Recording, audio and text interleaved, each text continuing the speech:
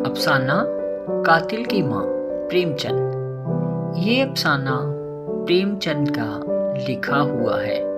इसमें रामेश्वरी और उसका बेटा विनोद है। एक दिन रामेश्वरी सोई हुई थी तो उसने ख्वाब में देखा कि विनोद ने किसी अफसर को मार डाला और खुद कहीं जाकर छुप गया। पुलिस उसकी तलाश में बेगुनाह लोगों को मार रही है। सारे शहर में शोर मचा हुआ है। फिर उसकी आंख खुल गई। उसने उठकर देखा तो विनोद सो रहा था। वो उसके पास गई और सर पर हाथ फेरकर सोचने लगी कि मैं भी क्या बिन पर का ख्वाब देख रही थी। उसके बाद उसे सारी रात नींद नहीं आई और फिक्रमंद सी हो गई। सुबह विनोद ने अपनी माँ से पूछा कि तुम इतनी उदास क्यों हो। तब उसने विनोद को ख्वाब वाली बात बताई कि तुम अफसर को मारकर भाग गई और बेगुनाहों पर मार पड़ी। विनोद ने हंसकर कहा, तुम क्या चाहती थी? पुलिस मुझे पकड़ ले? रामेश्वरी ने कहा कि मैं तो ऐसा चाहती हूँ कि तुम ऐसा कोई काम ही ना करो। हमारा धर्म कहता है कि खुद जियो और दूसरों को जीने दो। विनोद ने कहा कि ये धर्म और नीति का जमाना नहीं है। माँ ने कहा, धर्म और नीति को हमेशा फतेह हासिल हुई है। विनोद ने कहा, माँ तुम स्टेज पर खड़ी होकर बोलो, यहाँ कौन सुनेगा। माँ ने कहा, तुम हंस रहे हो और मेरा दिल घबरा रहा है। कई दिन से दाएं आंख बराबर फड़क रही है। यकीनन कोई मुसीबत आने वाली है। विनोद ने कहा, मैं मुसीबत से नहीं डरता। अभी कौन सा सुख भोग रहे हैं। आज सुबह से ही विनोद का पता नहीं था। रामेश्वरी ने सोचा कांग्रेस के दफ्तर में होगा। जब 1 बज गया और वो लौटकर नहीं आया तो उसे फिक्र हो गई और वो सोचने लगी कि विनोद तो 10 बजे से ज़्यादा कहीं रुकता नहीं। उसको रात का ख्वाब परेशान करने लगा और वक्त के साथ साथ उसकी बेचैनी बढ़ने लगी तो उससे रहा नहीं गया। वो कांग्रेस के दफ्तर गई।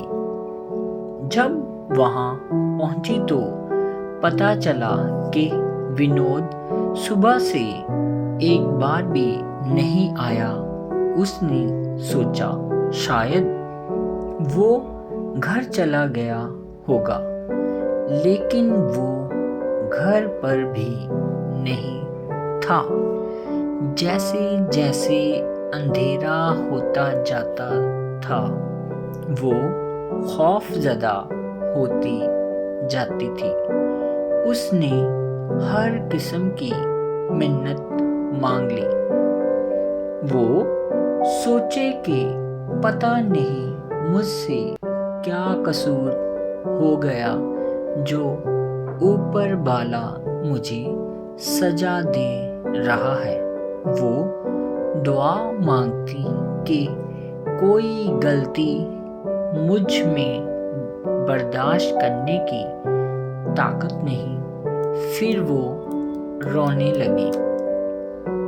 आधी रात गुजर चुकी थी और रामेश्वरी अभी तक दरवाजे पर खड़ी विनोद का इंतजार कर रही थी। इतने में एक आदमी दौड़ता हुआ आया। वो दरवाजे पर खड़ा हो गया और काला कंबल ओढ़े हुए था, जिससे उसका मुंह छुपा हुआ था। उसके बाद वो अंदर आ गया। उसने दरवाज़ा बंद करने को कहा, अपना कंबल रखा और खाने को मांगा। रामेश्वरी ने कहा, मैं आज दिन भर तुम्हें ढूंढती रही। विनोद ने कहा, मैं इसलिए आया हूँ कि तुम्हें बता दूँ कि अब मैं 2-4 महीने यहाँ नहीं रह सकूँगा। अपनी जान की हिफाजत के लिए रामेश्वरी ने कहा, तुमने वही किया जिसका मुझे डर था। विनोद ने बताया, मैंने छावनी में एक ऑफिसर को मार डाला। एक ही गोली में ठंडा हो गया। रामेश्वरी ने कहा, क्या वहाँ कोई नहीं था? पुलिस को खबर तो हुई होगी? विनोद ने कहा, हाँ, कई शख्स पकड़े गए। मैं भाग निकला। रामेश्वरी एकदम बदल गई। उसकी आंखों के आंसू रुक गए और गुस्सा आना शुरू हो गया। ऐसे को बचना नहीं कहते। मुजरिम मुंह छुपा कर भाग गया और बेगुनाह पकड़े गए। वो अपने आप को कोसती है कि मुझे नहीं मालूम था कि मेरे यहाँ ऐसा सपूत पैदा होगा, वरना मैं पैदा होते ही गला घोंट के मार देती। अगर तू मर्द है तो अदालत में जाकर अपना गुनाह तस्लीम कर ले, नहीं तो बेगुनाहों का खून तेरे सर पर होगा। विनोद को भी गुस्सा आ गया और कहने लगा, तुम्हारे कहने से मैं खूनी नहीं हो जाऊंगा। लोग ये काम करते हैं तो लीडर बन जाते हैं। माँ ने उसे बहुत समझाया कि तुझे शर्म नहीं आती कि तू खून करके बड़ाई कर रहा है। विनोद ने फिर कंबल उठाया और बोला, तुम मेरी माँ नहीं होती तो इसी वक्त लगे हाथ तुम्हारा काम भी तमाम कर देता। जिंदगी भर तुम्हारा मुंह नहीं देखूंगा और घर से निकल गया। थोड़ी देर रामेश्वरी भी परेशान रही और उसके बाद उसने सोचा कि बेटा है तो क्या हुआ, मैं नाइंसाफी नहीं कर सकती। मैं कोतवाली में जाकर खबर कर दूंगी। विनोद को फांसी लगना ज़्यादा ठीक है, बजाय इसके कि किसी बेगुनाह को फांसी लगे। कुछ देर चलने के बाद माँ का दिल बेचैन हो गया और सोचने लगी कि इतनी मुसीबत से पालने के बाद उसे फांसी कैसे दिलवा सकती।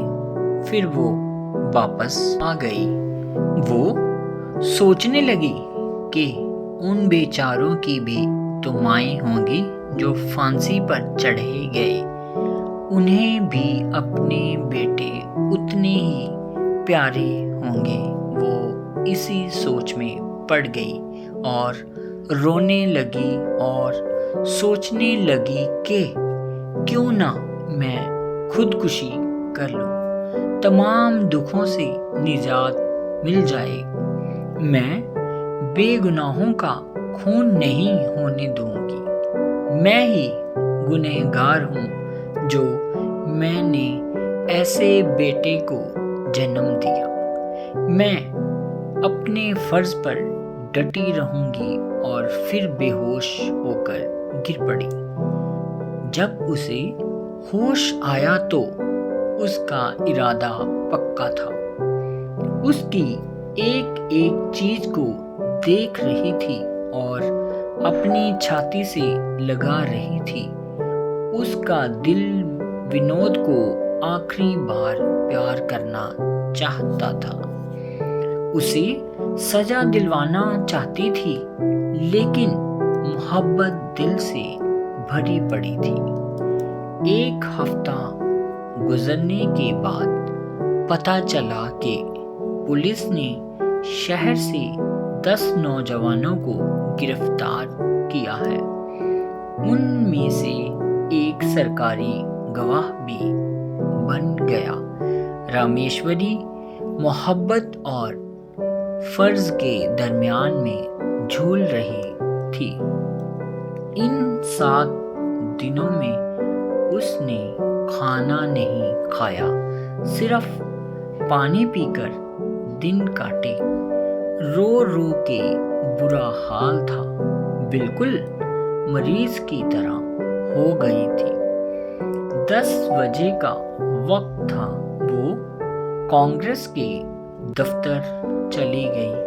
वो रोज विनोद का पता लेने यहाँ आया करती थी।